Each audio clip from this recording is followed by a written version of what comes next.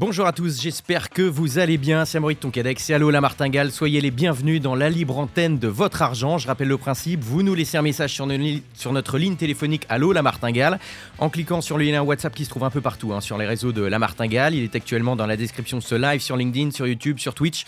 Et ici, tout est permis, l'argent n'est pas un tabou. Question, objectif, situation, plus vous nous mettez de contexte, plus on pourra vous aider. Et puis nous, on appelle évidemment après les meilleurs experts pour vous répondre.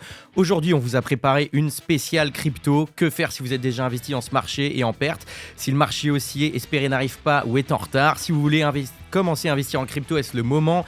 Comment faire? Quel rendement espérer? Bref, on a reçu beaucoup de questions et on a trouvé de très beaux profils pour vous répondre ce midi.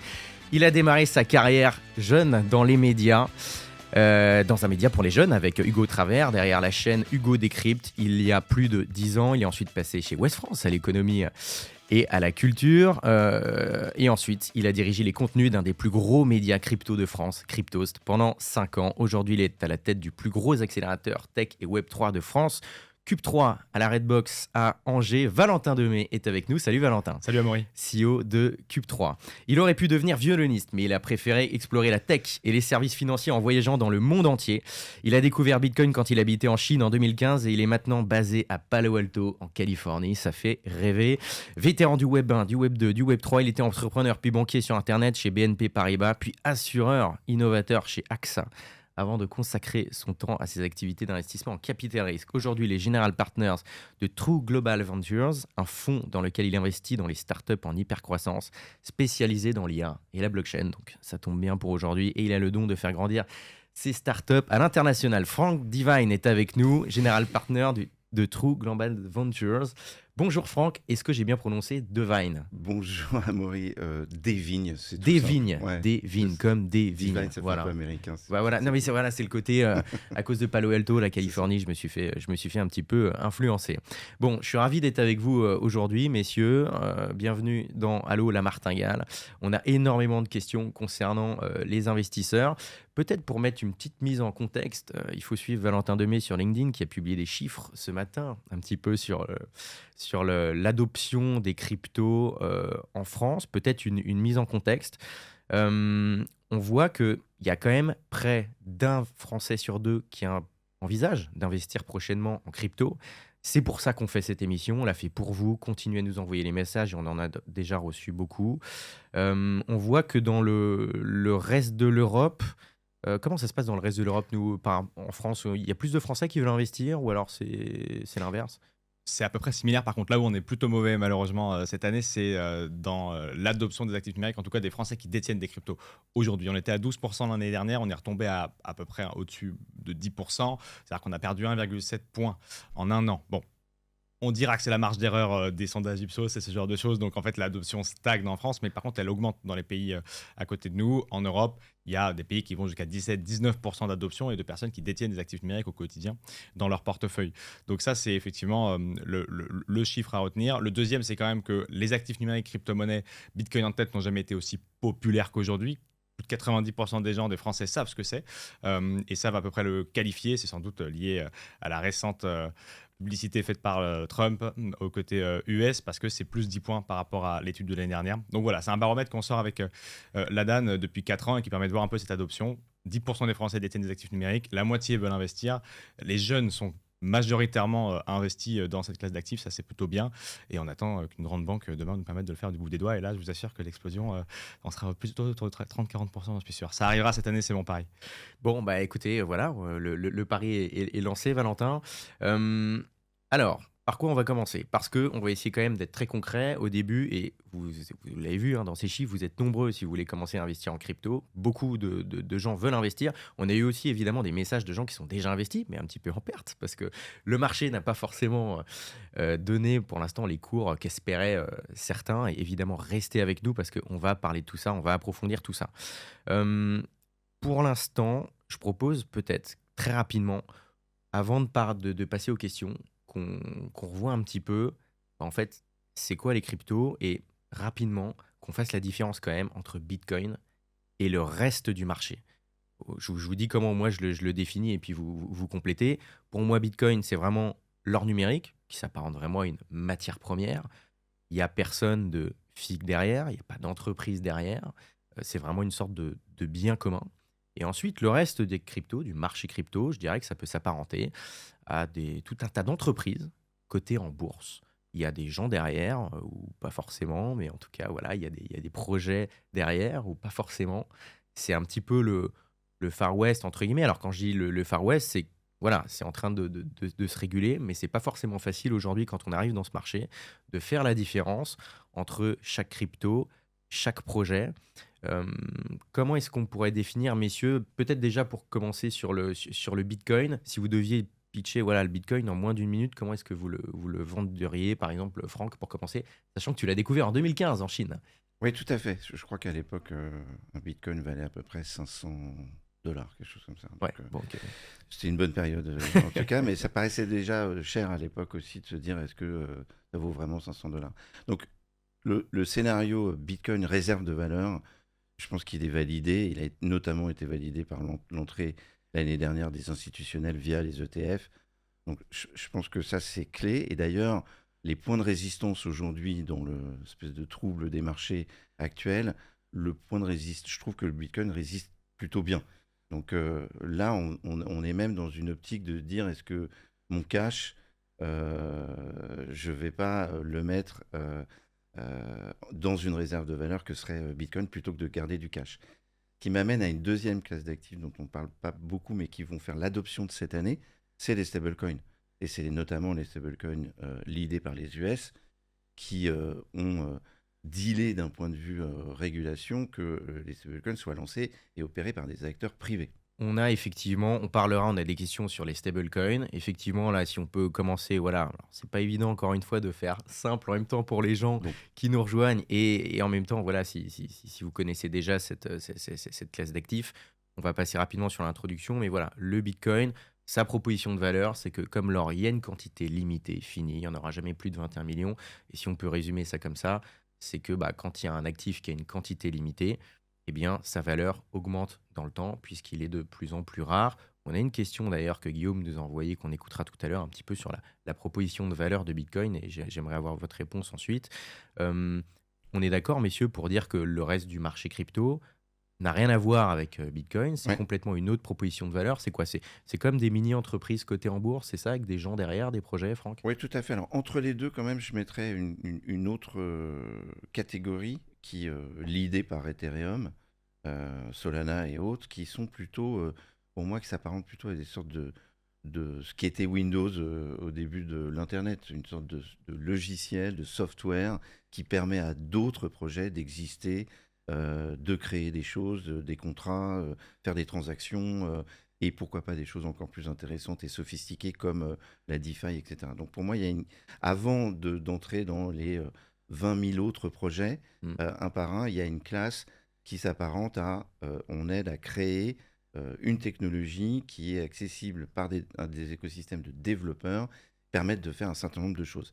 C'est Windows plus Excel, PowerPoint, etc., etc. Donc on va utiliser tous ces layers dans le futur. Donc ça, c'est des beaux projets qu'il faut évidemment mettre dans son portefeuille à un moment donné, avoir une vision un peu plus long terme. C'est vrai que ça nous aide un petit peu à catégoriser ces cryptos, donc Bitcoin, une sorte d'or numérique, matière première. Ensuite, ces projets, Valentin, dont vient de parler Franck, qui sont un peu des sortes de, le mot est peut-être pas bon, mais des sortes de plateformes, de big ordinateurs décentralisés sur lesquels les autres projets vont aller se plugger. Ethereum en fait partie. Restez avec nous, on parlera d'Ethereum tout à l'heure, parce qu'on a eu plein de questions sur Ethereum. Des gens qui sont très déçus de son cours aujourd'hui, malgré l'adoption des ETF. On vous dira tout à l'heure aussi ce qu'est un ETF. Valentin, est-ce que tu as quelque chose à ajouter là, sur ce que Non, vient de je dire partage totalement la vision de Franck. Et effectivement, il y a cet enjeu aussi d'avoir ensuite des classes d'actifs ou en tout cas des usages sur ces blockchains et ces super ordinateurs. Ethereum, si on doit citer deux gros usages, il y a la finance décentralisée incarnée par AAV, qui permet de faire des prêts, emprunts sans tiers de confiance, 30 milliards d'actifs sous gestion. Donc ça, c'est un cas d'usage très concret. La finance décentralisée, ça sera le narratif des 2 prochaines années pour la finance traditionnelle. Et puis, Franck l'a aussi très bien dit, les stablecoins, donc c'est ces dollars, ces euros sur blockchain qui permettent instantanément, sans beaucoup de frais, de faire des paiements tout autour du monde en quelques secondes. Et ça sera le deuxième vecteur de l'adoption et qui est un petit peu hors spéculatif parce que finalement, ça répercute le cours du dollar ou le cours de l'euro. Mais c'est le seul nombre qui augmente énormément en termes de valorisation en ce moment, malheureusement pour Ethereum et consorts. Mais voilà, c'est effectivement, Bitcoin a montré que c'était possible en 2008-2009, crise des subprimes, réserve de valeur, 21 millions, c'est super, c'est un produit qui évidemment il faut avoir. La finance décentralisée, les super ordinateurs, Solana, Ethereum, évidemment aussi, et puis ces narratifs qui ensuite fonctionnent sur ces super ordinateurs, la finance décentralisée, les NFT, fut une époque les métavers, mais on n'entend plus parler, tout ça c'était sur ces blockchains dont Franck vient de parler. Ouais. Juste un Très point clair, sur oui, Franck. un point de vue du capital risqueur sur ces éditeurs privés de stablecoin, c'est le modèle économique, le seul peut-être qui gagne vraiment de l'argent en ce moment Ouais. en tant qu'acteur. Circle prépare son intro en bourse. Quand vous voyez le niveau des capitalisations et le cut qu'ils prennent sur les intérêts, donc il y a un gros débat sur est-ce que on va permettre plus ou moins à la SEC aux États-Unis d'avoir en fait une redistribution des intérêts auprès des utilisateurs de stablecoin. Grand débat à la fois réglementaire et puis dans les usages. Il y a même des tokens deposits qui vont s'apparenter à des stablecoins. Donc il y a tout un vrai sujet. C'est le sujet de 2025. Ça fait énormément d'adoption. C'est peut-être un passage obligatoire pour que les gens comprennent qu'il y a d'autres cas d'usage qui vont permettre de faire après autre chose, mais télécharger un wallet pour avoir simplement des dollars ou l'équivalent de dollars pour faire ensuite d'autres transactions. Préparez-vous à pouvoir agir quand ce sera le bon moment d'aller chercher des projets. On va parler tout à l'heure des stablecoins, évidemment pour plusieurs raisons, parce que comme l'a dit Valentin, il y a beaucoup de cash qui est dans les stablecoins. Donc peut-être que ce cash se déversera après dans le reste du marché crypto, ce qui pourrait faire réveiller un petit peu le marché. Il y a aussi beaucoup de questions sur les stablecoins, parce que ça permet des rendements passifs. Est-ce que c'est fiable ou pas? Est-ce que c'est intéressant? Est-ce qu'il faut y aller? Donc évidemment, on en parlera. Je vous propose tout de suite quand même de rentrer dans le vif du sujet avec Kali qui nous a laissé un message vocal. On l'écoute, ça va nous permettre de reprendre quelques bases. Amaury, je voulais te poser une question par rapport aux cryptos et plus précisément à l'investissement en Bitcoin. Voilà, moi je suis étudiante, j'ai 23 ans, je suis étudiante en médecine. J'ai à peu près 200 euros que je peux mettre de côté, dont il faut que je réfléchisse à l'allocation, mais en gros ce serait entre ETF, Bitcoin et peut-être un peu de métaux précieux, genre or et tout ça. Et en gros, la question, c'est concernant les ETF, c'est très simple, il suffit de prendre un PEA chez un bon courtier, mais concernant la manière dont on investit dans les cryptos, je sais pas trop quelle plateforme utiliser. Est-ce que j'utilise Binance, pardon, Coinbase, ou est-ce que j'utilise des acteurs français qui sont peut-être moins connus, lesquels ont les frais les moins élevés, mais restent safe, soit encadrés par l'AMF, soit l'équivalent de l'AMF, mais européen, je sais plus comment ça s'appelle. Enfin voilà, je sais plus trop où donner de la tête en termes de support d'investissement pour la crypto et les bitcoins en particulier, sachant que j'aimerais le truc le plus safe possible avec le moins de frais possible, ce qui est logique. Mais voilà, je sais pas trop comment m'y prendre. Donc si tu peux te donner des conseils pratiques sur ça, ce serait vraiment super gentil. Voilà, je te remercie beaucoup pour ton émission et merci pour ta réponse. Merci beaucoup pour ton message, Kali. Très intéressant parce qu'il y a beaucoup de choses à débroussailler et on sourit, mais il y a beaucoup de personnes dans son cas. Et peut-être première question, la question qui revient souvent, c'est typiquement comment on investit. Là, on a parlé un petit peu des actifs avant, mais comment on investit en crypto? Il y a plein de manières d'investir, il y a plein de plateformes qui proposent effectivement d'acheter ou de vendre et de conserver des cryptos. Là, aujourd'hui, Franck, Valentin, un proche vous pose cette question, qu'est-ce que vous lui conseillez? Quelle plateforme? Est-ce qu'elle est française? Comment on choisit les frais? Comment est-ce qu'on fait? Voilà, je vous pose les questions. Je ne sais pas qui veut commencer entre vous deux, Valentin. Non, moi je souris parce que j'ai l'impression qu'on est sur Europe 1 à 7h du matin, tu sais, avec des auditeurs qui Mais se plaignent. j'adore, mais là c'est trop bien cette ambiance j'adore, ouais. d'entendre dans le casque et les gens en direct comme ça, c'est trop bien. Et donc effectivement, moi il y a deux réponses que j'ai souvent. La première, c'est que effectivement aller sur quelque chose de réguler quand c'est pas trop mal fait, c'est important. De ce point de vue-là, il y a beaucoup de plateformes qui sont PSAN aujourd'hui. On espère qu'il y en aura des Mika demain. C'est tout l'enjeu de l'attractivité. Bref, quoi qu'il, il y a deux méthodes de faire dans cet ordre de grandeur de 200 euros par mois avec des arbitrages à faire. Il y a la personne qui veut être passive et qui du coup va vouloir accumuler des bitcoins ou d'autres actifs sans faire trop d'efforts. De ce point de vue-là, j'aime bien parler de Bitstack qui permet d'arrondir son épargne à l'euro supérieur. C'est ce qu'on appelle de l'épargne indolore, c'est-à-dire vous allez acheter un café à 4 euros. Oui, certes, on est à Paris. Donc, ça aurait pu, mais à Angers, c'est plutôt 1,40 €. Et donc, Ce qui compte, c'est l'arrondi, c'est pas le prix du ce café, qui vous compte, inquiétez c'est pas. l'arrondi. Ça compte Et pour pas que le café. Hein, voilà. ça marche pour tout. Et effectivement, c'est bon, si ça coûte 1,40 €, 1,50 €, l'application va, avec votre carte bancaire, directement arrondir à 2 € et les 50 centimes vont être placés sur Bitcoin ou sur un autre actif. Et donc, vous allez accumuler du Bitcoin sans rien faire. Et à la fin du mois, vous aurez 0,0001 Bitcoin et ça ne vous aura pas pris la tête. Ce qui est un peu du DCA, ce qu'on appelle du dollar cost average. Donc, s'il y a 50 € à mettre tous les mois, vous les mettez à une date toujours la même, autour du 15, du 16, que vous voulez. Et à partir de ce moment-là, ça déroule tout seul. Les virements se font, les prélèvements se font, ce que vous voulez. Et donc, vous accumulez de manière passive. Moi, c'est comme ça que j'ai commencé. J'ai mis 50 €, c'était sur Coinbase à l'époque. Maintenant, il y a CoinHouse qui le fait très bien également, plateforme française, PSAN.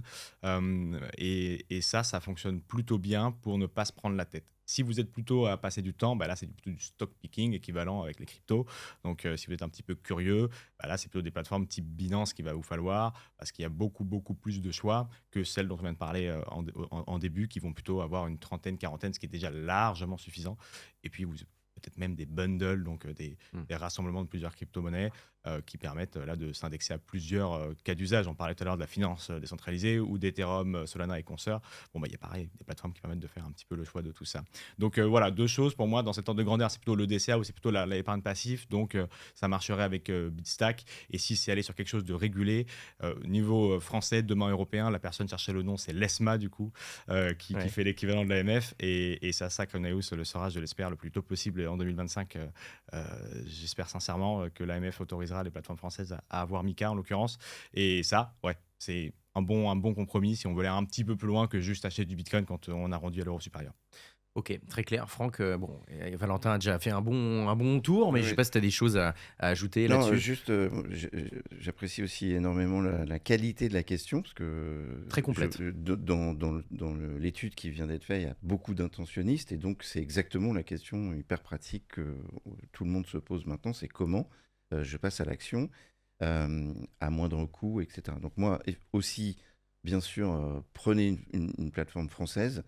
C'est beaucoup plus accessible dans l'idée de se dire ils sont pas très loin de chez moi et donc si jamais il y a quelque chose je peux m'adresser, je suis pas obligé de passer par des groupes WhatsApp avec des class actions aux États-Unis pour me plaindre que telle plateforme a disparu ou a fait des fraudes et être embarqué dans des... Je pense qu'Ali elle est pas là-dedans là. Voilà. Kali, elle veut un truc, entendre la question elle est tout à fait légitime, donc le choix c'est France, ça c'est sûr, régulé évidemment.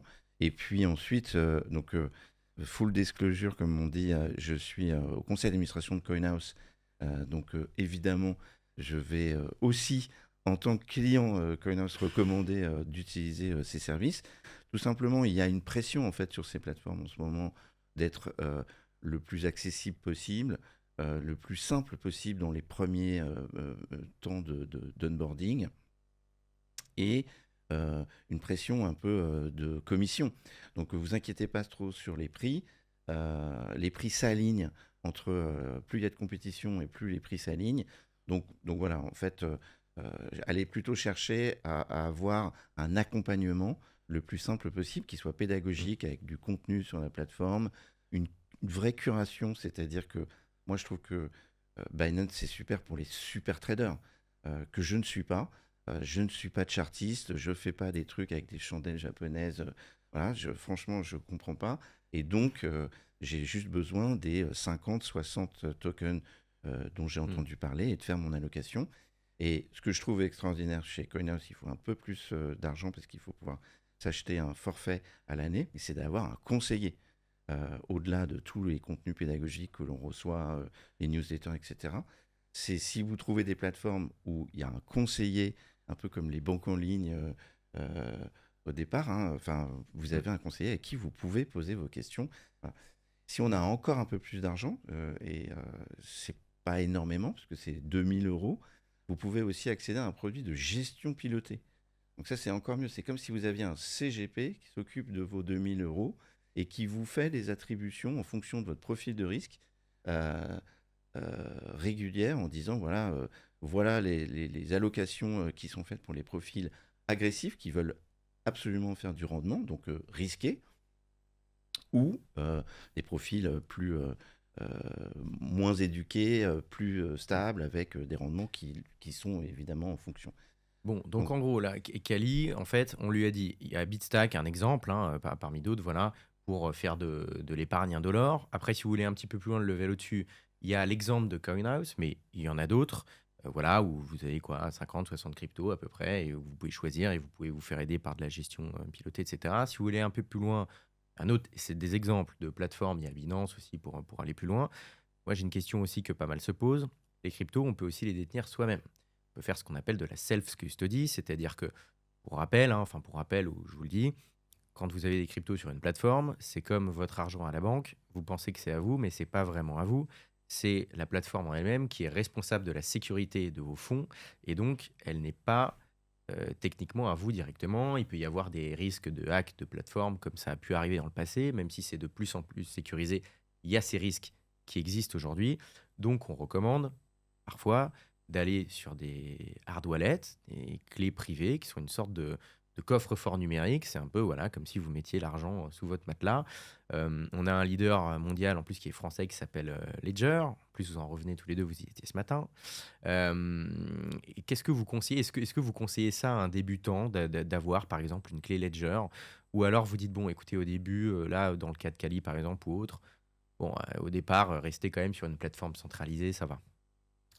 C'est une question effectivement d'échelle, c'est une question de montant. Une clé Ledger, qui est effectivement une licorne française, leader de l'écosystème, c'est on va dire une centaine d'euros. Donc il ne faut pas que le coffre qui sécurise soit supérieur au montant qui est dans le coffre. Donc moi j'estime qu'à partir de 1000-2000 euros, ça commence vraiment à être intéressant d'acheter une clé Ledger, de sécuriser ses cryptos, de reprendre possession sur la monnaie, parce que c'est quand même aussi la philosophie de Bitcoin, c'est quand même aussi la philosophie des actifs numériques, et c'est l'un des seuls actifs à pouvoir être détenu vraiment chez soi comme un lingot d'or. Avec tout ce que ça permet. Donc oui, c'est une question d'échelle. Bien évidemment, la self-custody, c'est ce qu'il y a de plus sûr. Mais attention, si vous perdez vos clés, il n'y a pas de service client pour vous les rendre. Donc c'est aussi une mentalité différente. On ne peut pas se reposer sur un tiers de confiance. Absolument, c'est hyper important de le repréciser, hein. En gros, quand vous êtes sur une plateforme, vous avez l'option mot de passe oublié si vous perdez vos mots de passe, et donc on peut vous renvoyer votre argent, ce qui n'est pas le cas sur une clé privée de style, un hard wallet de style Ledger. Vous choisissez une suite de mots, 12, 26 mots, que vous... 24. 24, voilà, bon, j'étais entre les deux.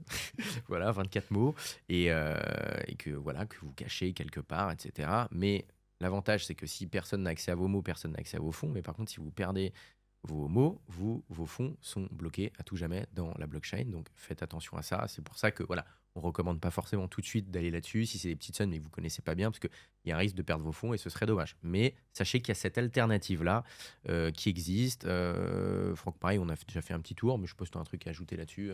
oui, peut-être à un moment donné ça va s'arrêter, mais full disclosure, True Global Venture c'est aussi investi dans Ledger, donc En fait, on évidemment. ne peut parler de rien ce matin avec Franck, Ah non, il a mais- tout racheté. Non, non, pas du tout. Mais donc, évidemment, c'est une solution extraordinaire qui, d'ailleurs, permet d'aller trader ensuite ce qu'il y a dans sa clé sur les marchés via différentes plateformes avec Ledger Live.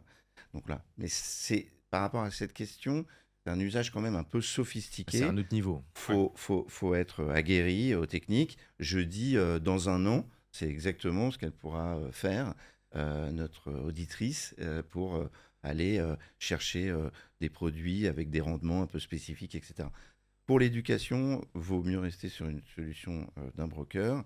Et puis, éventuellement, chez Coinhouse, il y a une partie des fonds que vous pouvez mettre dans une solution Ledger en gestion coffre-fort. Bon, donc dans son cas, pour lui répondre, et encore une fois, Calis n'est pas un conseiller en investissement, mais moi j'ai l'impression que par rapport à ce qu'on se dit, par rapport à ton profil, une plateforme de même type que CoinHouse, si tu as 200 euros à mettre à peu près tous les mois, Par mois. je pense En que ça décembre. peut être par rapport à ton profil un juste milieu.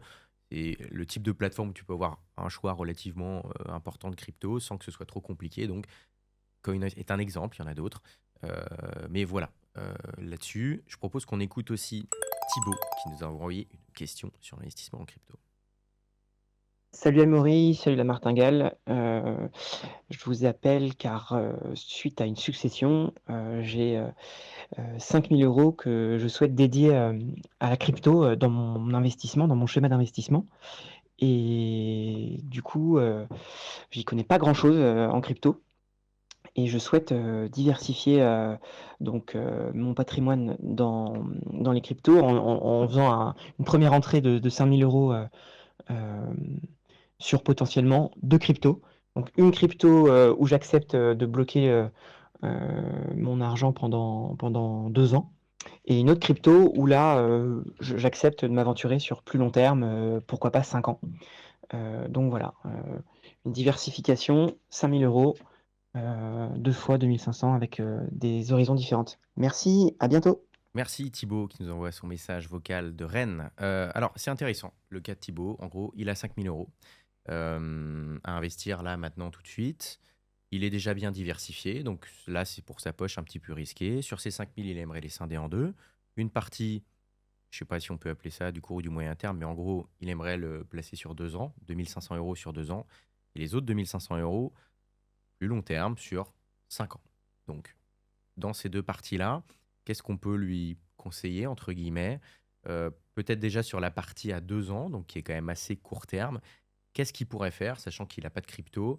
Là, c'est un cas un petit peu différent de Kali, où Kali voilà, a un horizon d'investissement certainement plus long, et elle, c'est plus du DCA, 200 euros par mois. Là, maintenant, quelqu'un qui a 2 500 euros, voilà, on s'en fiche de la somme, mais qui a une somme là maintenant tout de suite à rentrer d'un coup en crypto, qu'est-ce qu'il peut faire à horizon 2 ans? Qu'est-ce que vous lui conseilleriez, Franck? Alors, moi, j'entends pas le fait que c'est de l'argent d'une succession, j'entends pas un appétit de risque à aller chercher des altcoins.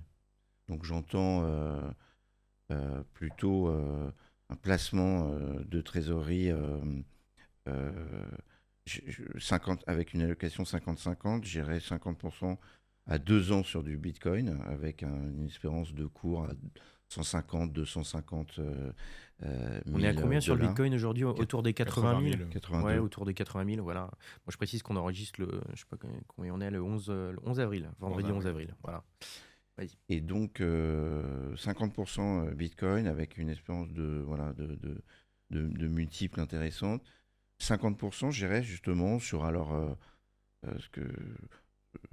des layers Ethereum ou Donc alors, 50% sur 2 ans, tiré sur du Bitcoin, ouais. horizon 2 ans, Ouais. à partir d'aujourd'hui, et Après, la partie j'irais sur 5 ans. plus long terme, j'irais plutôt sur des projets qui sont en construction et qui vont devenir ces softwares de construction pour d'autres projets. Ok. Donc vraiment, moi je suis dans mon schéma Ethereum, c'est Windows versus Linux et Solana, quoi. Voilà. Et tu as des exemples de projets en tête là-dessus qui pourraient se retrouver dans ce cas-là, tout simplement, de projets a priori qui peut avoir une base intéressante, horizon 5 ans de développement. Je resterai sur du super classique en allocation 50%. Ce serait une allocation 20%. J'irais peut-être chercher après Solana, qu'est-ce qu'il y a d'autre. Mais sinon, je mettrais Ethereum, Solana, point. Ethereum et Solana, Ouais. tu dirais, ok, à horizon 5 ans. Dans ces 50%, avec un horizon de 5 ans, parce que c'est le temps de maturation de ces projets Ok. pour qu'ils soient. Voilà. Si on est à très court terme, on a dit qu'on y reviendrait plus tard. Oui, On va discuter d'Ethereum, etc. Mais là pour ce cas précis. là, on voilà, est ok. sur des projets qui sont en train de se construire, qui ont une promesse qui me paraît correspondre à maturité avec le temps, avec l'horizon d'investissement. C'est ça qui est important en fait. Très clair. Valentin, tu ferais quoi? Sur Bitcoin, il n'y a pas de sujet. Je ferai aussi 50% sur Bitcoin pour les 2 prochaines années avec à peu près les mêmes targets que Franck. Sur la deuxième partie, je pense qu'effectivement, il faut aller sur des choses qui capturent énormément de valeur. Là, je vais revenir sur mon objectif finance décentralisé, qui est vraiment l'un des narratifs auquel je crois le plus. C'était déjà le cas il y a quelques mois, ça le sera pour les 2 prochaines années. Et du coup, sur AAV, pourquoi? Parce que c'est l'un des protocoles qui a le plus de modèles de capture de valeur crypto-monétaire, avec le plus de ratios, qui engrange de l'argent quand ça monte, quand ça baisse, qui a les meilleurs taux d'intérêt pour les personnes qui déposent. Donc, En fait, de ce point de vue-là, c'est le meilleur moyen de capturer cette valeur crypto-monétaire on-chain, donc dans la blockchain, générée par et les stablecoins qui sont en train d'exploser et les gens qui veulent déposer un bitcoin. Parce que le concept, c'est quoi? C'est de dire, j'ai un bitcoin aujourd'hui complet qui vaut 80 000 euros, j'ai envie de dépenser un peu d'argent, j'ai envie d'investir ailleurs, je vais mettre en collatéral ce bitcoin pour emprunter 80% de sa valeur en stablecoin ou en une autre crypto-monnaie et en faire ce que je veux. Et c'est AAV qui permet ça. Et donc, le token AAV permet de capturer cette valeur, des taux d'intérêt entre les prêtants et les épargnants, va aussi gérer toute la liquidation lorsqu'il doit y avoir de la liquidation, va aussi gérer toute la valeur liée à la gouvernance de ce projet-là, puisque c'est un projet décentralisé, donc il y a plusieurs personnes qui détiennent ce token et qui du coup vont voter. Il a son propre stablecoin, le Go, qui est l'un des stablecoins les plus capitalisés aujourd'hui sur le marché des stablecoins. Donc tout ça me fait dire que dans cette... en fait, si on regarde, il y a donc Ethereum, parce que ça tourne sur Ethereum et sous une dizaine d'autres chaînes aussi, donc ça a cet avantage de pouvoir aussi être une sorte d'index. Si on regarde, donc Ethereum sur Ethereum fonctionne AAV, ce qui rapporte le plus d'argent dans les actifs numériques aujourd'hui, c'est la finance centralisée qui génère le plus d'argent, qui génère le plus de flux, qui génère le plus de valeur crypto-monétaire. Et là, c'est AAV qui est le roi dans son domaine. Donc, en m'exposant là-dessus, j'ai le token qui me permet de capturer le plus de valeur de manière le plus antifragile possible. Donc, moi, je ferais ça. Je ferais Bitcoin à 2 ans, à 5 ans AAV. Et si je dois faire un choix comme Franck, à 50-50 sur ce 50, ça serait Ethereum AAV. Ok, très clair. Alors c'est intéressant parce que moi j'aurais pensé l'inverse. C'est-à-dire que j'aurais pensé que vous auriez mis Bitcoin à 5 ans et les autres à 2 ans. Parce qu'on a tendance à dire, et je pense qu'on est tous les trois d'accord ici, que sur le très long terme, on verra à la question des 10 ans ce que vous répondrez. Mais moi, dans toutes les cryptos, s'il y a un actif vraiment dans lequel je dois investir maintenant, j'y ai pas accès pendant des années, je ne suis plus rien du tout, je mettrai du Bitcoin tout simplement parce que pour moi, c'est la proposition de valeur la plus forte sur les longs termes et qui est la plus indépendante de tout ce qui peut se passer dans le monde. Ce n'est que mon avis. Mais là, vous dites que finalement, le Bitcoin à 2 ans, vous metteriez du Bitcoin et plutôt un peu plus long terme sur les exemples que vous avez donnés, donc AAV, Ethereum pour toi, Valentin, et Ethereum, Solana pour toi, Franck. C'est intéressant quand même ça, je trouve. Parce qu'il y a une construction, en fait. Ces projets sont en construction. On est au début de quelque chose. Il y a une promesse qui, d'ailleurs, est lente à réaliser ou s'apercevoir qu'il faut encore développer pour pouvoir atteindre cette idée d'être l'opérateur principal, l'OS du système. Et donc, oui, j'irai à un horizon plus long pour laisser le temps aux équipes décentralisées et l'ensemble de la planète de développer ce projet et cette promesse. Là où Bitcoin c'est déjà fait en fait. C'est ça, Là où il n'y a pas de travail sur Bitcoin, à part bien sûr le Ouais. computing power, etc. Ok. Justement, j'en profite. On avait une question de Sébastien sur la DeFi. Petite question pour votre épisode orienté crypto. Quels sont les outils, plateformes, DEX les plus intéressantes et performantes pour faire de la DeFi? Est-ce que vous pouvez nous expliquer les principaux mécanismes générant du rendement sur stablecoin notamment? Et quel rendement peut-on attendre? Alors peut-être déjà, on commence par la DeFi. Valentin, quels outils, plateformes voilà, quelqu'un qui veut faire de la DeFi. Donc bon, Sébastien, j'imagine que c'est quelqu'un qui est déjà pas mal dans la crypto, qui connaît bien. Pour ceux qui sont dans la crypto, qui veulent faire de la DeFi, Valentin, qu'est-ce qu'on pourrait leur conseiller? Alors, ça dépend des blockchains. Il y a de plus en plus de blockchains qui éclosent, qui sont en train d'éclore, je ne sais pas comment ça se conjugue en ce moment, et qui du coup ont chacun ses protocoles. Les protocoles un peu géants, c'est souvent sur Ethereum, c'est souvent sur Arbitrum, qui sont les deux blockchains un peu qui lead ce genre de secteur-là. On va parler d'Uniswap. Uniswap, c'est un outil décentralisé qui permet d'échanger des actifs entre eux. Vous avez du Bitcoin, vous voulez de l'Ether, de manière décentralisée avec des contrats intelligents, des smart contracts. Vous allez pouvoir faire ça avec un frais très faible. Il faut savoir que, c'est peut-être un peu moins le cas aujourd'hui, mais pendant toute l'année 2023-2024, il y avait des jours où Uniswap faisait beaucoup plus de frais, capturait plus de frais et faisait beaucoup plus de volume que Coinbase qui est listé en bourse. Donc, pour donner un peu d'échelle. Une fois que vous avez un petit peu échangé vos actifs entre eux, vous pouvez aussi être apporteur de liquidité. Et ça rapporte parfois beaucoup d'intérêt. Il faut savoir, là encore, on parle de produits extrêmement complexes. Donc, attention à la liquidation, attention à tous ces sujets d'impermanent loss si l'auditeur connaît un petit peu les enjeux. Donc, ne pas le faire n'importe comment. Mais vous pouvez être apporteur de liquidité sur du coup, des paires comme ETH, USDC et du coup, capturer des frais des gens qui vont faire cet échange-là. Donc là, en gros, alors malheureusement, on n'a pas le temps de faire un épisode spécial DeFi aujourd'hui, mais en gros, Valentin, c'est que là, on va prêter de l'argent sur la blockchain et on va Exactement. avoir des intérêts en retour. Voilà, exactement. Après, il y a AAV, donc ça, c'est si vous voulez générer plus passivement des intérêts, donc ça sera peut-être un peu moins faible en termes de retour, mais vous pouvez déposer vos ETH, vous pouvez déposer des BTC, vous pouvez déposer une quinzaine d'actifs, je pense, de mémoire, et générer entre 1 à 6-7% d'intérêts. Vous pouvez, on parlait de stablecoin, là aussi, générer des intérêts sur stablecoin comme le Go, donc GHO de AAV, qui génère entre 10 et 12% aujourd'hui d'intérêts, donc c'est assez important. Et puis, de manière aussi un peu similaire à ce que disait Franck, c'est pas vraiment de la finance décentralisée, mais ça l'est quand même un petit peu, c'est le staking sur Ether.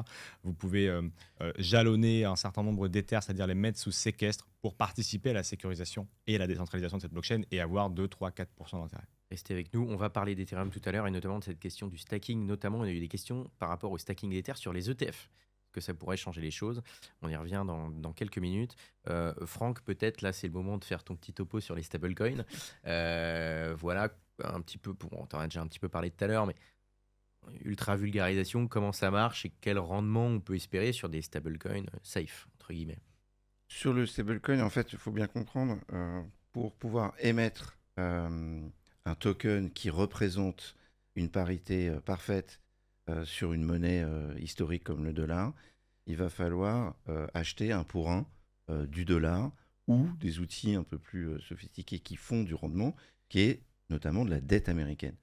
Donc la petite loupe, je vais vous faire une petite conclusion sur la campagne, sur ce qui est en train de se passer aux US, mais en gros, euh, le vrai sujet de l'administration aujourd'hui, c'est la dette, et c'est l'appétit de l'ensemble des pays à acheter de la dette Voilà, pour une américaine. petite mise en contexte, effectivement, le taux du 10 ans américain, c'est-à-dire que le taux auquel l'État américain s'endette pour pouvoir tout simplement se financer aujourd'hui, bah, s'il monte trop, ça va pas arranger l'administration Trump parce que en plus, les ménages américains ont leurs taux d'emprunt qui sont indexés sur ce 10 ans et l'État américain va payer plus cher. Donc, Franck, voilà, petite mise en contexte, mais ce que tu nous dis. Donc, en Ouais. fait, ce qu'il faut retrouver, si on est dans la pôle des administrateurs De Donald Trump. en tout cas de son équipe, hein, qui Mm. est pilotée notamment sur ce sujet par David Sachs, qui est un ancien de PayPal. Donc, c'est des gens qui sont quand même dans la finance et la technologie depuis des années. Et sur le sujet des paiements, c'est de retrouver de l'appétit d'un certain nombre d'investisseurs pour acheter de la dette. Donc, en fait, le stablecoin, c'est le véhicule pour acheter de la dette américaine. Et donc, d'où l'énorme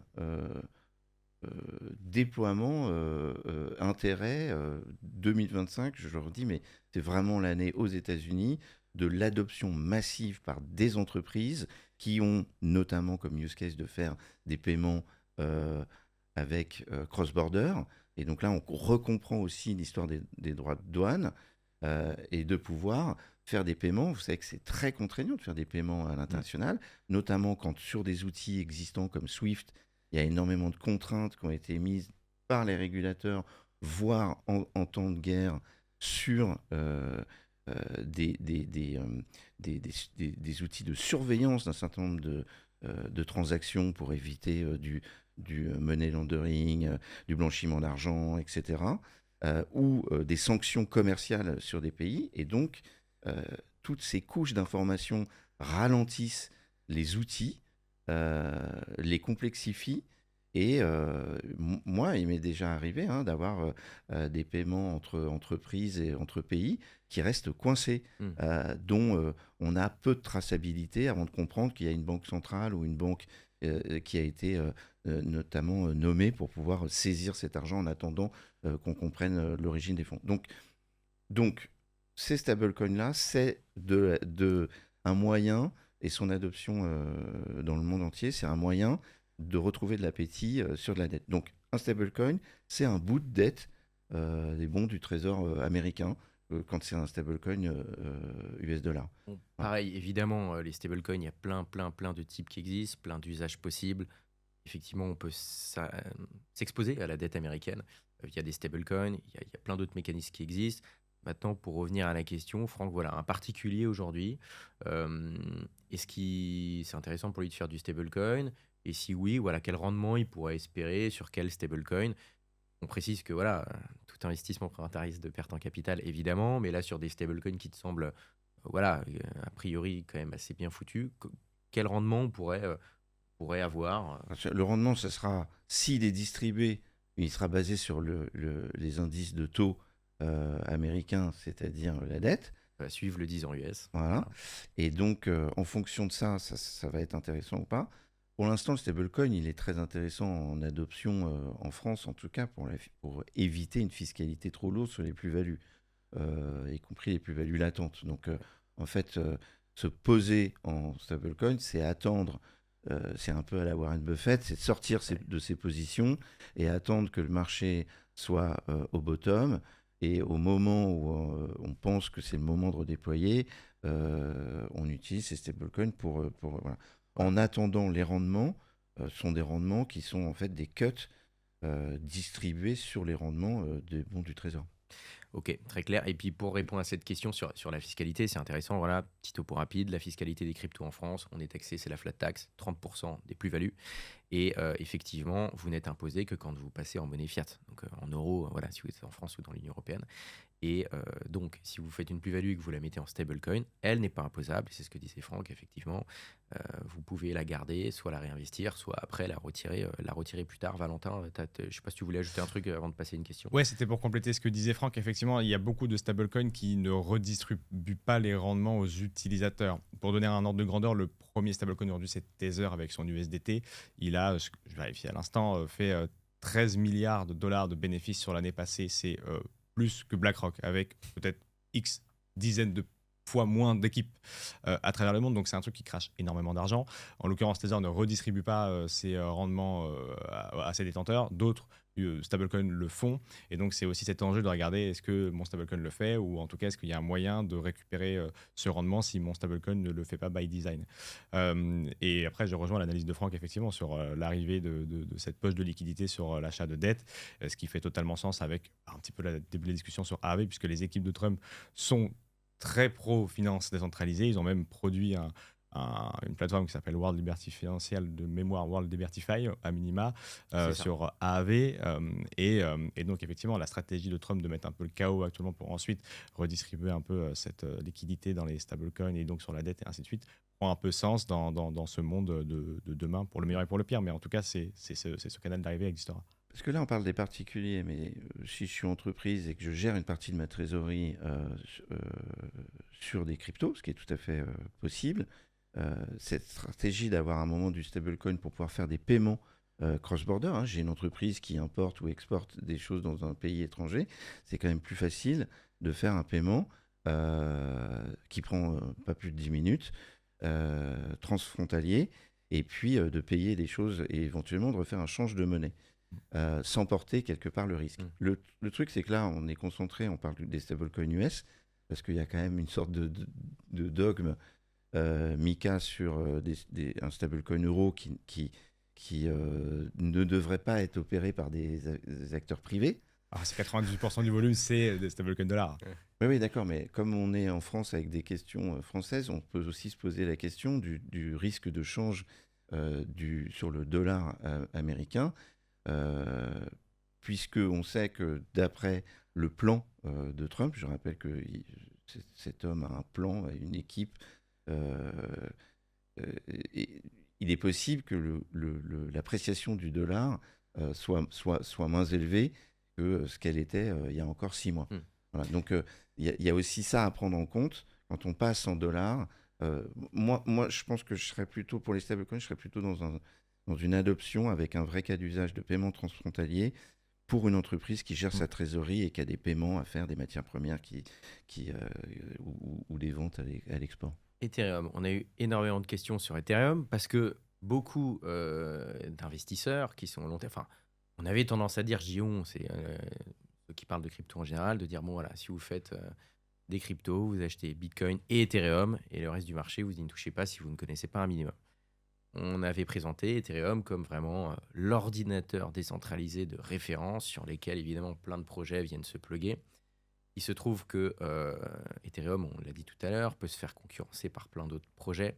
Certains voyaient un prix d'Ethereum exploser à la hausse complètement, notamment qu'on a eu si je dis pas de bêtises, c'était en juillet dernier, des ETF qui sont arrivés aux États-Unis sur Ethereum. Alors, les ETF, en gros, pour résumer sur un ETF crypto, c'est une sorte de produit financier, je parle aux États-Unis, qui va permettre à beaucoup plus de personnes de s'exposer aux sous-jacents qu'il y a derrière parce que ça va rentrer dans des contrats d'assurance vie. Bref, je ne rentre pas dans le détail, mais l'idée, c'est ce qui s'est passé sur le Bitcoin. Le prix du Bitcoin a explosé il y a quelques mois parce qu'il y a eu ces produits financiers-là et donc des fonds comme BlackRock qui étaient derrière et qui ont investi beaucoup, beaucoup d'argent, donc des institutionnels qui sont rentrés là-dessus. Il se trouve qu'il y a eu des ETF sur Ethereum en juillet dernier. Ça n'a pas eu du tout le même impact sur le prix. On va faire un topo peut-être sur peut-être pourquoi le cours d'Ethereum en est là aujourd'hui. Qu'est-ce qu'on peut attendre de ça? Et après, j'ai une question un peu plus technique sur les émetteurs d'ETF Ethereum. Franck, peut-être. Voilà, en gros, pour résumer, hein, voilà, la question que tout le monde se pose pour être très cash. Voilà, beaucoup de gens sont déçus des performances boursières entre guillemets d'Ethereum. Pourquoi? Est-ce que ça s'explique ou alors est-ce que c'est normal? Et est-ce qu'on peut s'attendre? Est-ce qu'il y a des chances que son prix s'apprécie plus dans les mois qui viennent? Oui, alors il y avait des attentes assez fortes et donc du coup des déceptions. C'est un projet qui prend énormément de temps à se construire et qui prend parfois des directions où il faut visiblement dans les dernières interventions de Vitalik un peu rétro-pédaler pour aller plutôt dans d'autres directions. Peut-être Valentin nous donne un peu Vitalik, de détails. fondateur d'Ethereum. Ouais. Mais donc, c'est une équipe décentralisée avec pas mal de problèmes d'adoption, dans quelle direction on va, quand d'autres acteurs arrivent avec une promesse plus forte, plus rapide, comme Solana. Et je pense que, quelque part, même si la promesse de Solana n'est pas encore vraiment délivrée, mais la volatilité du pricing de Solana me fait penser me fait comprendre le niveau d'attente et de déception d'Ethereum. En fait, on est dans un match qui va gagner entre Ethereum et Solana. Donc, dans les années 2000, hein, il y avait des boîtes qui ont été comme ça, parmi les pionniers. Et puis, c'est pas forcément la meilleure technologie, c'est pas l'acteur le plus traditionnellement plus fort, leader, qui a finalement gagné la bataille. Donc il se peut vraiment qu'on arrive à avoir, je pense à Sui aussi, qu'on puisse avoir des choses qui ont été construites un peu contre les points faibles initiaux d'Ethereum, que sont la lenteur, la scalabilité, etc. Mais en même temps, je crois qu'il n'y a jamais eu autant de projets délivrés sur Ethereum et de projets qui continuent de délivrer. Donc je pense que ces déceptions ne sont pas non plus complètement fondées. Bon, sans rentrer trop dans la technique, malheureusement, parce que c'est hyper technique et on pourrait faire un épisode sur Voilà. sur chaque point technique. Mais en gros, ce que nous dit Franck, c'est que Ethereum, c'est un peu l'acteur historique qui a identifié plein de problèmes, qui a commencé à le faire, qui est très fort et très utilisé. Il se trouve que pour l'instant, il est très concurrencé par tout un tas d'autres entreprises, donc entre guillemets, autres projets crypto et autres blockchains, Solana, Sui, etc., étaient en train de dire qu'ils peuvent se faire un petit peu rattraper. Et donc, tu as des gens qui passeraient, des investisseurs qui passeraient du coup de Ethereum à ce genre de projet-là. Valentin. Attends, juste un mot, on est en Ouais, B2B là. C'est-à-dire qu'on s'adresse en fait à des développeurs de projets qui vont faire un choix technologique de partir sur, je reprends mon parallèle, sur Windows ou sur Linux, en open source ou en privé. Et en plus, il faut connaître les langages de code. Alors ça, peut-être, ça peut se transformer assez rapidement. La pénurie de développeurs codeurs blockchain peut rapidement se transformer en quelque chose de résolu avec l'IA coding qui permet en fait de faire des lignes de code et finalement faire de la transcription d'un code à un autre. Et donc voilà, donc il y a énormément de challenges. Nous, on est investi par exemple chez True Global Ventures dans un Layer 1, Layer 2 qui est une blockchain on appelle ça plutôt une sorte de base de données relationnelle, comme l'était SQL. Voilà. Donc c'est aussi, ça pourrait potentiellement, ça peut se mettre au-dessus d'un Ethereum, ça peut se mettre à côté. Voilà, il y a des projets qui nécessite pas forcément d'aller sur un layer 1 établi comme Ethereum ou Solana. Et c'est ça, en fait, que je pense qu'il va faire la différence entre tous ces projets. Et quels sont les nouveaux use cases qui rentrent et de quel type de blockchain ils ont besoin. Voilà. Aujourd'hui, majoritairement, ça reste quand même des projets délivrés sur Ethereum. Valentin, bon voilà, non mais c'est hyper intéressant et complexe. Après non, ce que vient de dire Franck, parce qu'il a analysé beaucoup de choses. Moi, il y a deux choses. C'est-à-dire qu'à l'époque, Ethereum on pouvait entendre à toutes les sauces que X, Y, Z était l'Ethereum killer, ça n'a jamais marché. Ethereum, ça existe depuis 2015, on va dire jusqu'à 2023-2024. Il y en a plein qui s'en sont cassés les dents. On ne va même pas les citer, ça va faire une liste longue comme le bras. Aujourd'hui, il y a deux enjeux pour Ethereum. Il y a son rapport à Bitcoin, c'est-à-dire qu'il y a quand même beaucoup de gens qui disent qu'en fait, il y a Bitcoin et il n'y a que ça. Et quand on regarde le cours entre ce que vaut un Bitcoin par rapport à un Ether, l'Ether se fait ramasser, effectivement, Bitcoin trust énormément. Et on n'a pas cette rotation que moi j'attendais, comme beaucoup, et qui n'arrive pas. Et il y a ce deuxième enjeu qui est effectivement qu'il y a d'autres blockchains comme Solana qui peuvent aujourd'hui prendre leur part de gâteau parce qu'Ethereum n'a jamais trop été incarné. C'était Vitalik pendant très longtemps, et puis après ça a été d'autres personnes de la fondation, là où pour le coup Bitcoin il n'y a pas ce sujet-là parce que le fondateur est inconnu. Et là où Solana est quand même effectivement très sûr de là où il veut aller, de la manière dont il va prendre le marché, et puis plutôt en mode on va faire des partenariats avec des trucs énormes du Web 2, et puis on va les faire venir chez nous. Et puis voilà, il y a eu un meilleur marketing de Solana, c'est ça? Oui, le marketing a été meilleur, mais même l'exécution de certains des produits, là où pour l'Ethereum Foundation, qui se retrouve aujourd'hui bloqué entre ça coûte cher Ethereum en termes d'utilisation de blockchain, ça coûte beaucoup plus cher que Solana, ça coûte beaucoup plus cher que Sui, ça coûte beaucoup plus cher que les Layer 2, les Arbitrum ou Optimism qui ont abrité Ethereum. Donc, il se retrouve un petit peu cornerisé entre d'un côté les gens qui disent il y a Bitcoin et il n'y a que ça, donc dans tous les cas tout le monde souffre en ce moment, et comme la deuxième plus grosse monnaie capitalisée c'est Ethereum, elle souffre davantage que les autres en termes de valorisation. Cornerisé parce que ça coûte cher, il y a plein d'autres services qui permettent de faire la même chose moins cher et avec une vision à chaque fois, quelque chose de bien exécuté, là où Ethereum peut être un peu perçu comme étant flou. Et la troisième chose c'est effectivement les langages de programmation. Là je rejoins totalement l'analyse de Franck qui est de dire bon en fait c'est déjà un peu le cas et dans 6 mois ça sera totalement plus un problème de savoir qu'il faut coder en X, Y ou Z parce qu'il y a des gens qui le feront l'interface homme-machine très simplement avec de l'IA. Et sinon, il y a encore cet enjeu-là qui est que Ethereum a un langage de programmation différent de celui de Solana, qui est différent de celui de Z et d'Y, et donc il y a cet enjeu de développeur. Là, pour le coup, Ethereum est très en avance parce que c'est le langage de programmation Solidity le plus exploité aujourd'hui. Donc moi, il ne faut pas être aussi... Moi, à court terme, je suis déçu, bien évidemment. Je ne m'attendais pas à ce cours-là, je ne m'attendais pas à ce qu'on arrive aussi bas, aussi vite, maintenant.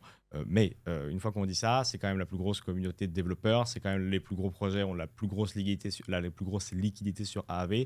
Il faut peut-être restructurer un petit peu la fondation, les objectifs, l'incarner bien, cette Ethereum Fondation. Il y a un enjeu de dépense aussi de cette Ethereum Fondation qui peut faire peur à certains, qui du coup donnent du grain à moudre pour dire qu'Ethereum est fini. Je ne pense pas qu'Ethereum est fini. Je pense que ce sera le socle qui pourra vraiment abriter l'ensemble des enjeux dont on vient de parler là.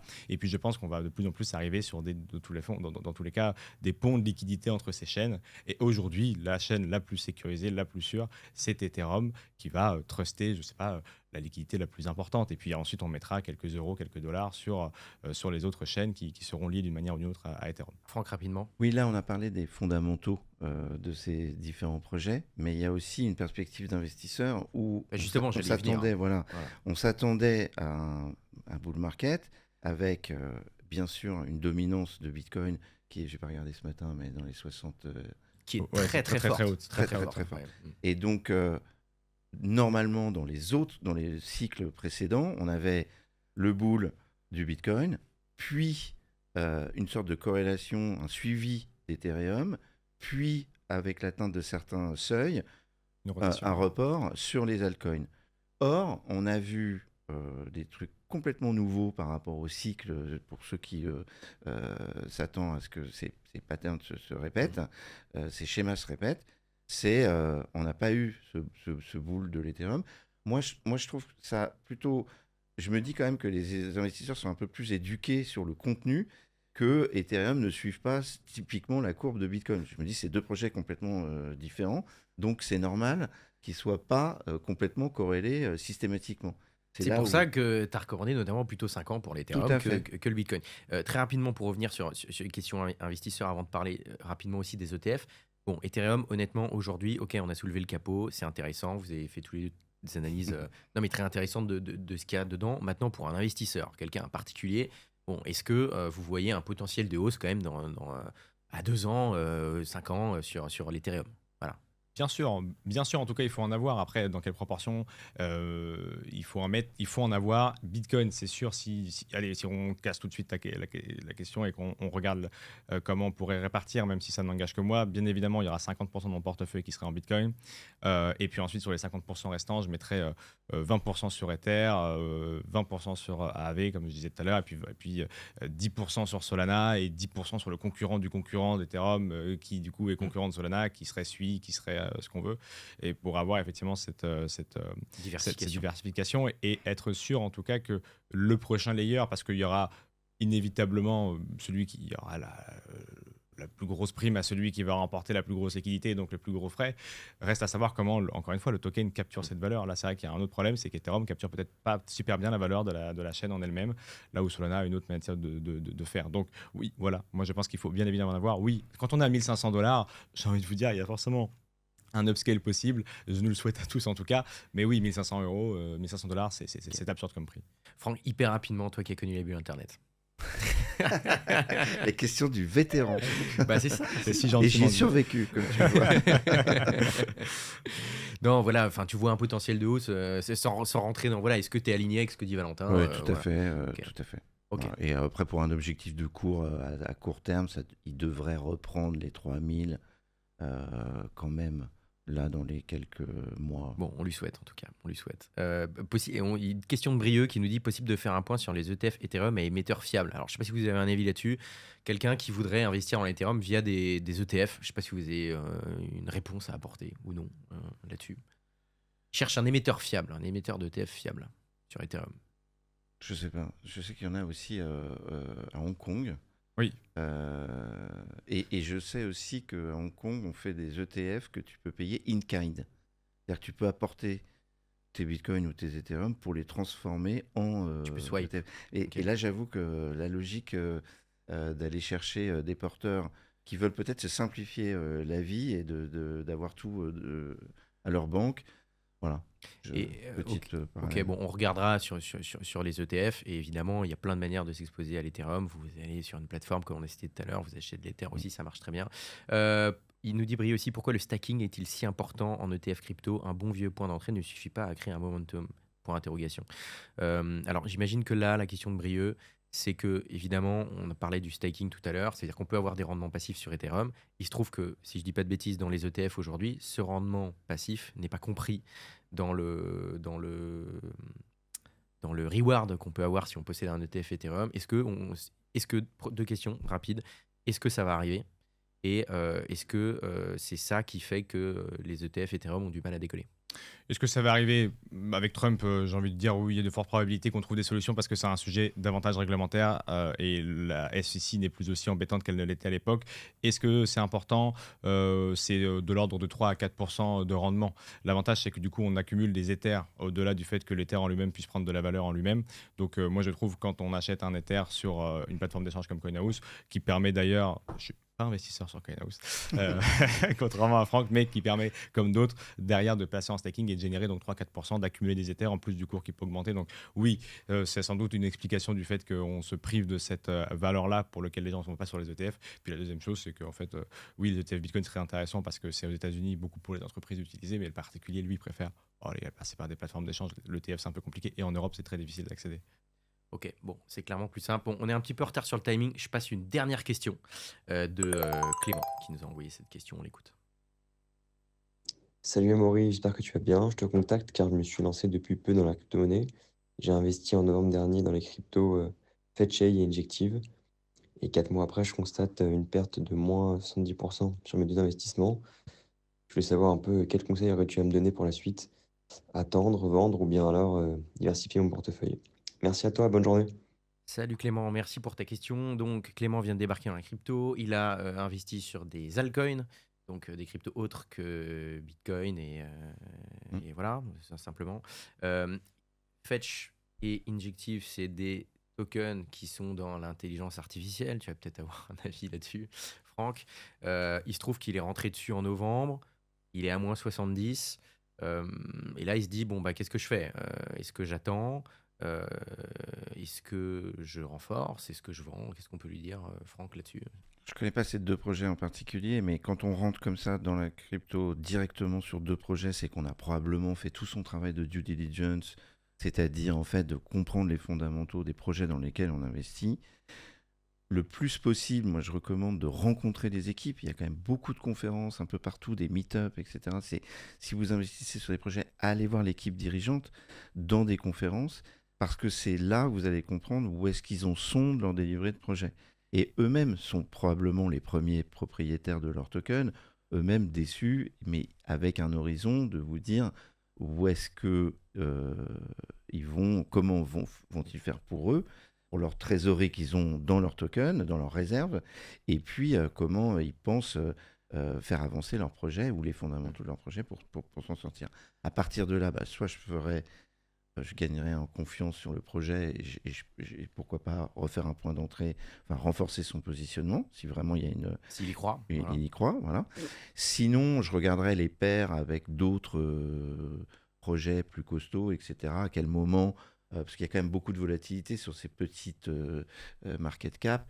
Et donc, il y a des moments où on peut se faire une petite paire avec un autre truc qui finalement va gagner, faire un swap, quoi. Valentin. Non, je partage l'analyse. Les deux projets, je les connais très succinctement, donc je pourrais pas les analyser tels quels. Mais j'entendais souvent quand j'ai démarré, et encore aujourd'hui, que pas vendu, pas perdu. Ça fait moins 70, ça peut refaire moins 70, ça peut refaire moins 70, ça peut refaire moins 70. Ça peut pas faire moins 300%, contrairement à ce que pensait Bruno Le Maire à l'époque sur Bitcoin, mais quand même, ça peut en enquiller quelques-unes de pertes. Donc, c'est effectivement, je partage la vision de Franck. Si il y a quelque chose sur lequel il peut changer s'il a perdu cette conviction, alors que l'auditeur le fasse. Et s'il est convaincu que c'est juste un moment macro compliqué ou autre, il attend un petit peu, mais il faut vraiment se renseigner sur les utilités parce que forcément, token, crypto, il y a plein de trucs qu'on surfait là-dessus et puis qui pourront aller à presque zéro.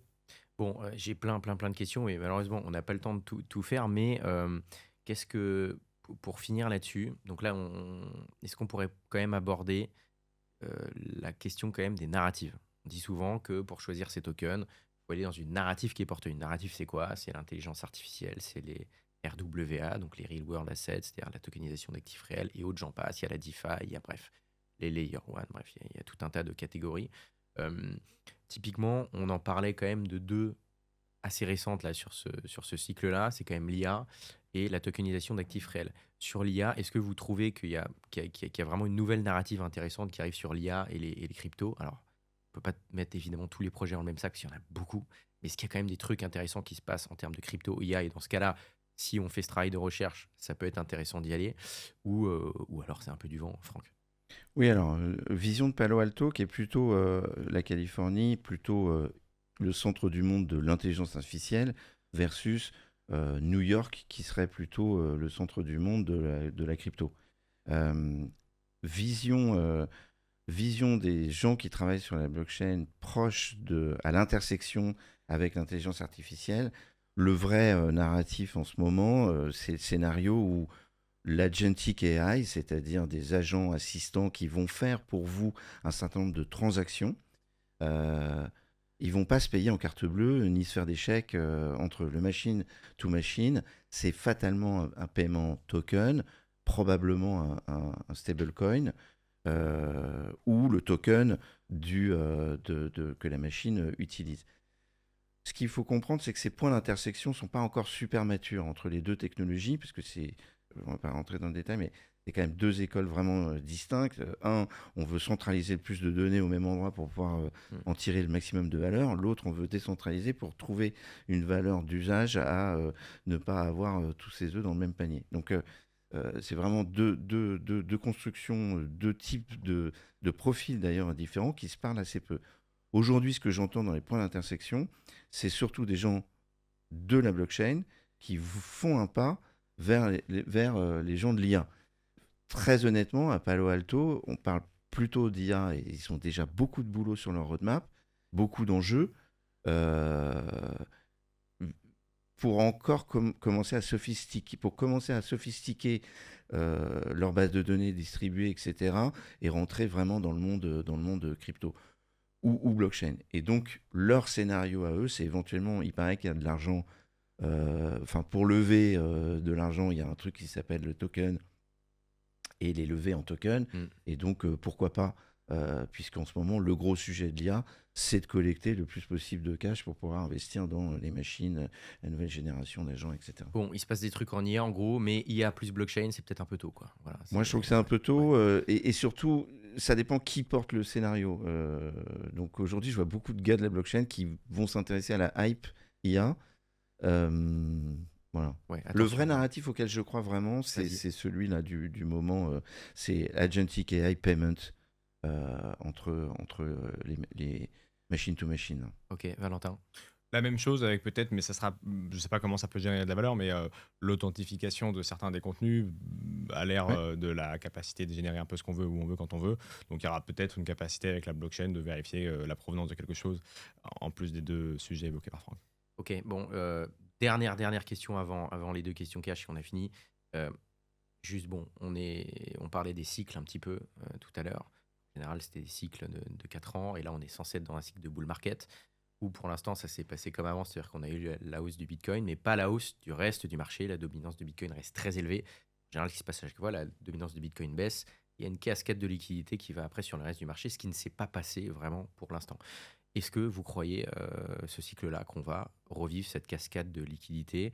Je vous pose cette question-là aussi. Souvent, cette cascade de liquidité, elle se fait par ce qu'on appelle le retail, c'est-à-dire les investisseurs particuliers qui arrivent, notamment les nouveaux.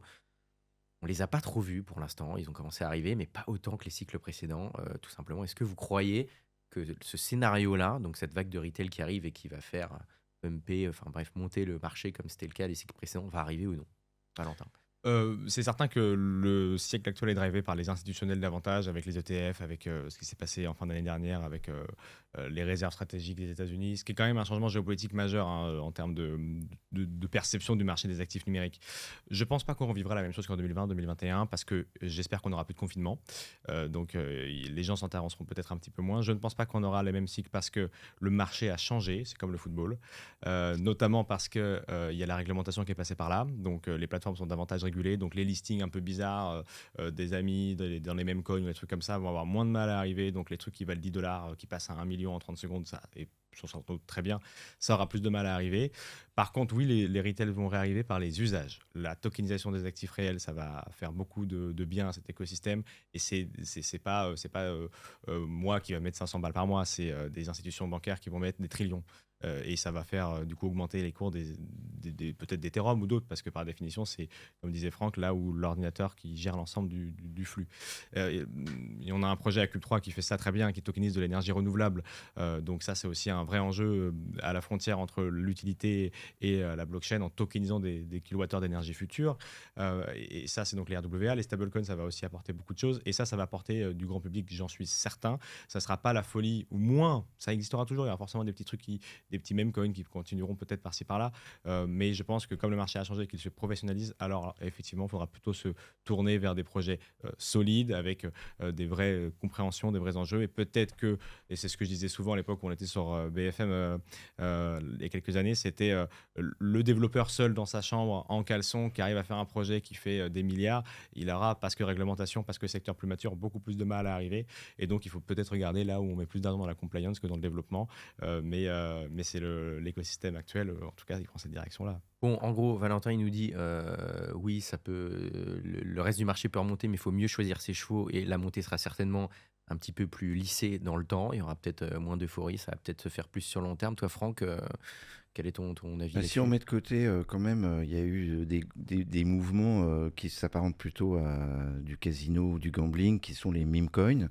Donc il y a eu quand même des mouvements en dehors de ce qu'on pensait dans le schéma. C'est-à-dire que ce qui s'est passé sur les altcoins il y a 4 ans...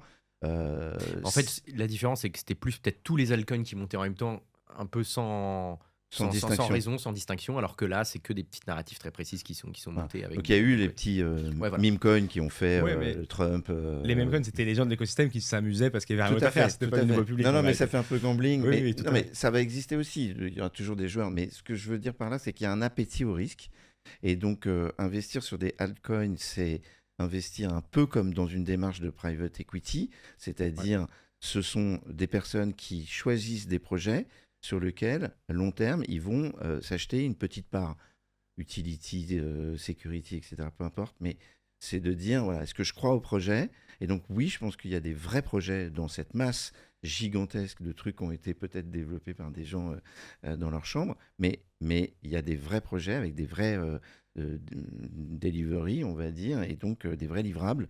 Et donc, fatalement, il va y avoir des altcoins qui vont vraiment percer. Il y a du stock picking à faire, mais il faut bien se concentrer sur les projets. Pour finir, c'est l'heure des 2 questions cash. Alors messieurs, très simple. Première question que je vais vous poser, c'est un peu l'instant casino. Ceci n'est pas un conseil en investissement, c'est de l'argent dont vous n'avez pas besoin, ce n'est pas l'argent de vos clients. Là, tout de suite, si vous aviez un billet à mettre sur n'importe quoi, ça peut être de la crypto ou autre, il n'y a pas de notion de risque, un truc dont vous aimeriez aller, mais vous n'y allez pas parce que c'est trop risqué. Voilà. Là, un petit peu votre rêve, un petit peu casino, un petit peu pari là, à court terme, ce serait quoi, Franck?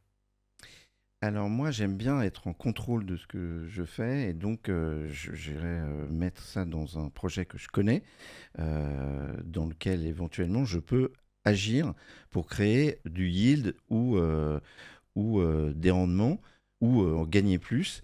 Et il y a un scénario auquel je crois beaucoup dans la masse des altcoins, c'est le gaming. Donc je suis investi chez Animoca Brand, qui est un peu le leader mondial du, euh, du gaming Web3 avec pas mal de tokens, dont notamment un projet qui s'appelle Sandbox.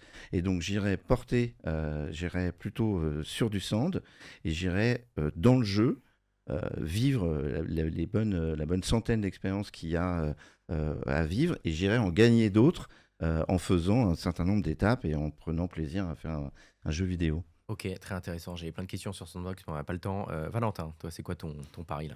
Ouais, j'allais dire la même chose que Franck, alors pas forcément sur le secteur, parce que le gaming, j'ai un peu plus de mal encore à capter. Je pense que le secteur a plein de choses à faire sur la tokenisation, les NFT, les trucs entre jeux et tout, mais on a un peu de mal avec, pour l'instant, ça, à voir ce que ça peut correspondre.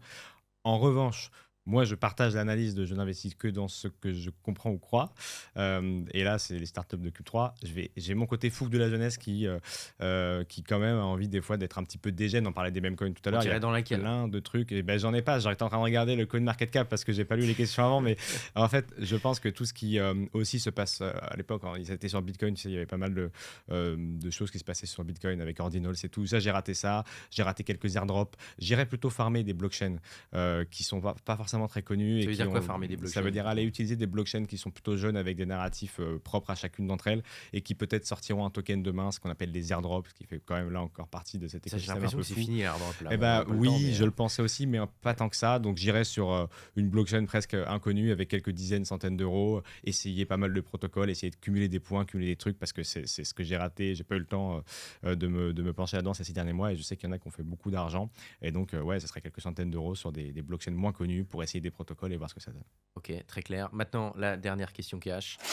Voilà, vous êtes sur une île déserte, on va arriver un petit peu, le beau temps commence à revenir. Vous êtes sur une île déserte, vous êtes en train d'enterrer un coffre dans le sable. Dans ce coffre, vous mettez un ou plusieurs actifs. Vous n'y avez plus accès pendant 10 ans et dans 10 ans, vous le déterrez. Qu'est-ce que vous mettez dans ce coffre, Franck? Bah moi, là, Pirate des Caraïbes, je mets une petite phrase sur un parchemin avec des codes ou un poème ou des trucs compliqués avec des énigmes, mais en tout cas avec tous les 12 ou 24 mots de la petite phrase et du Bitcoin, ouais, bien sûr. Bitcoin, ok, très clair. Valentin, Faut un seul truc dans le coffre? tu peux en mettre plusieurs si tu veux. Moi, je mettrais 3 trucs. Un tiers des startups dans lesquelles je crois. Alors, Franck le fait, moi je le fais. Donc, un tiers de startups qui peuvent révolutionner l'écosystème. Je mettrais un tiers de Bitcoin. Et je mettrais un tiers de finances décentralisées. Parce que pour moi, c'est vraiment les 3 segments qui vont vraiment révolutionner ou en tout cas bénéficier de la révolution apportée par la blockchain et le Web3. Très clair, très clair. Messieurs, on a encore plein plein de questions, j'ai plein de trucs à vous dire, mais malheureusement, on arrive au bout du temps. Merci beaucoup d'avoir été avec nous. Valentin Demey, CEO de Cube3. Valentin, il y a des belles choses qui arrivent là dans quelques semaines. Tu as une cérémonie, est-ce que tu peux nous en dire 2 mots rapidement? Oui, Parce que ça peut intéresser des gens qui nous écoutent. Exactement, jusqu'au 30 avril, sur cube3.fr, les entrepreneurs qui veulent essayer de nouvelles choses ou en tout cas être accompagnés par Cube3 peuvent postuler à un concours qu'on fait, coproduit avec Amixem en présence dans le jury d'Éric Larchevêque. On est en train de faire le plus grand concours Web3 Tech de France. On est en train de construire un cube physique de 25 mètres carrés d'écran, 5 mètres au sol, 5 mètres sur les murs, et on va faire passer en fait un Squid Game entrepreneurial aux entrepreneurs les plus talentueux de France et d'Europe sur le secteur Web3 et tech. Donc si vous avez l'appétence, l'envie de vous mesurer à 25 autres entrepreneurs dans ce cube de 25 mètres carrés sous les yeux d'Éric Larchevêque notamment, postulez jusqu'au 30 avril. La cérémonie s'appelle Spotlight. Une très belle cérémonie qui arrive. Et donc, si on est entrepreneur crypto, tech, on candidate comment? On fait Sur le site de Cube3, Ouais. directement, il y a quelques petites questions. On va faire une première curation. On invitera les 25 meilleurs dans un tournage le 14 mai donc, à Angers. Et voilà, ça sera donc 5 épreuves pour tester la capacité de répondre sous pression, la culture générale, tout ce qui fait un bon entrepreneur, puisque en fait, à la fin des fins, dans ces stades très early de start-up, c'est l'entrepreneur qui fait la différence. On peut avoir un produit plus ou moins intéressant avec un très bon incarnant qui va faire que ça va devenir une licorne, et à l'inverse, un très bon projet mal incarné qui va faire que ça ne marchera pas. Donc c'est ça qu'on va challenger, l'entrepreneur. Et donc c'est possible de postuler jusqu'au 30 avril. Les meilleurs intégreront Cube3 et obtiendront des centaines de milliers d'euros de financement. À Angers, la première ville de France où il fait bon vivre. Valentin aime bien le rappeler, il ne l'a pas rappelé aujourd'hui. Parce que nous sommes passés deuxième à Maurice et Biarritz qui est non, passé je dans les savais pas, sondages, mais qui je ne dois pas le Biarritz dire trop fort.